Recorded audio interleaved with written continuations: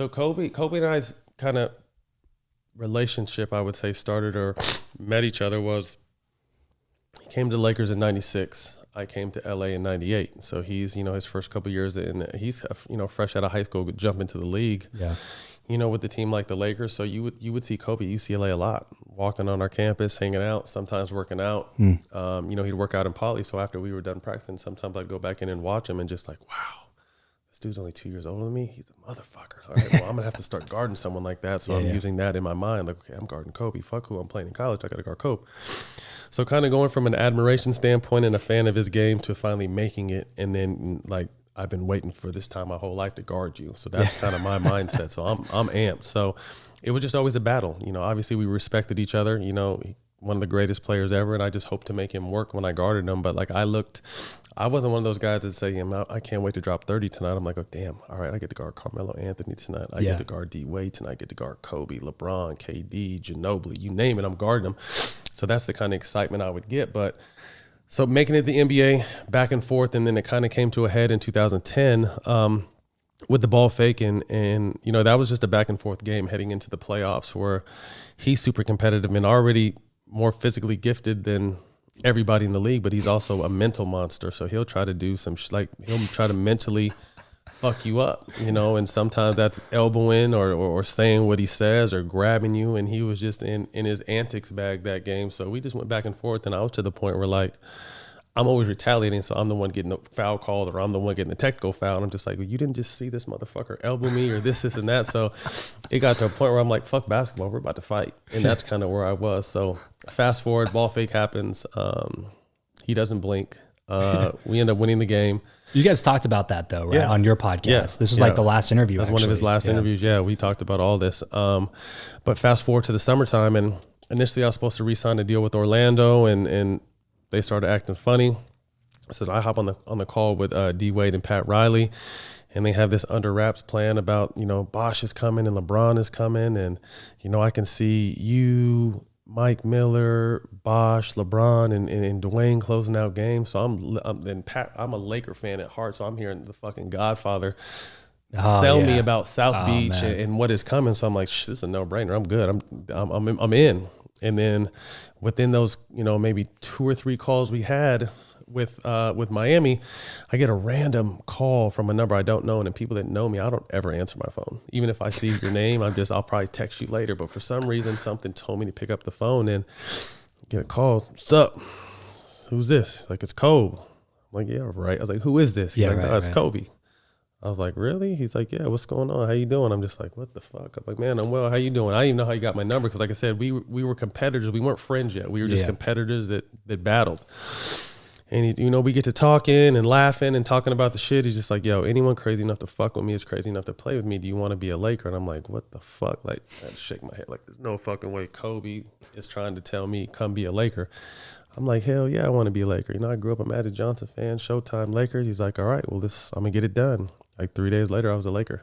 So from the there, only opportunity that could have overrided Miami. Right.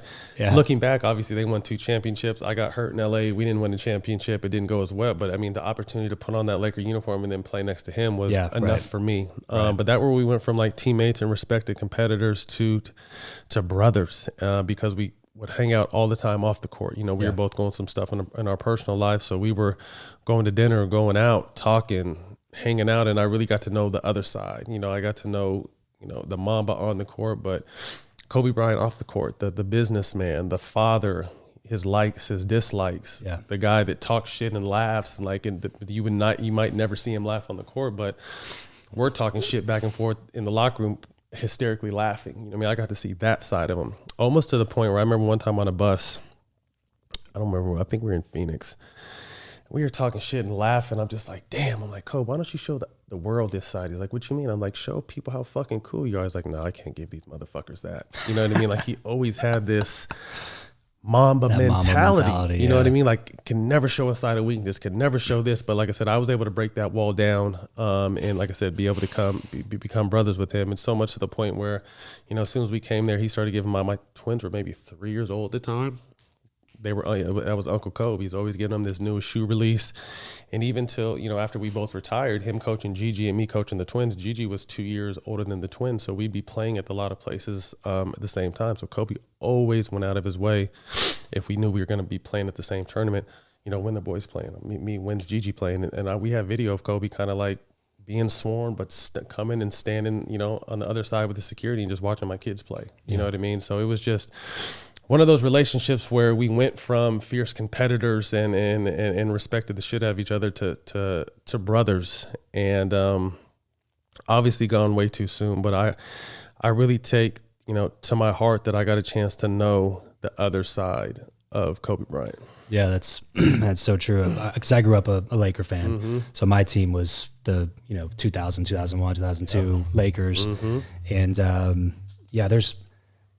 it's so rare to see like the Kobe Bryant like laugh. You know what I mean?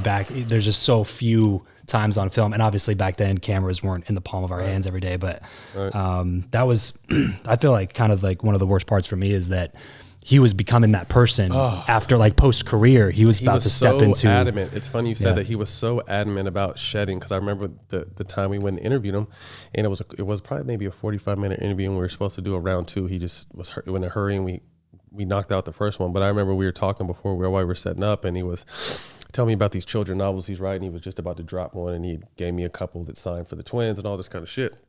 He was so adamant about putting to rest his first 20 years. I'm like, Kobe, fuck you mean? Like, you're always going to be Kobe Bryant, the Mamba, the 5-time champion. But he wasn't with that. Yeah. He's like, I want the world to see me for my next 20 years, like my business, my father, the father I am, all the other stuff I'm doing. I don't want to be, I don't want to be a one-trick pony almost. And so he was adamant, and you saw, him being able to win Oscars and that kind of stuff in a short window of time. He was really passionate. He took that same passion and fire from the sporting world, because we're naturally, if you're an athlete that's lucky enough to make it to the highest level, obviously you're tremendously disciplined. So he took all those principles and went from waking up at the crack of dawn and working out to applying those to business, So me now, I'm up at 6:30, 7 at the latest. And instead of getting up and running, I hop on and do some emails, light a joint, and kind of get my day going. But like I said, it's that discipline that I'm doing every single day, because I'm used to having to bust my ass physically every single day. So, now staying mentally sharp is a lot easier than that. And it's been fun. But like I said, that was something that I picked up from him once we became teammates, is kind of like what's in that business world. Obviously, I was never on his level, but there was always doors open to me as well, because, I played with someone like him and played with Chris Paul and all these other guys. So kind of just watching his moves as well, and that kind of helped me in business.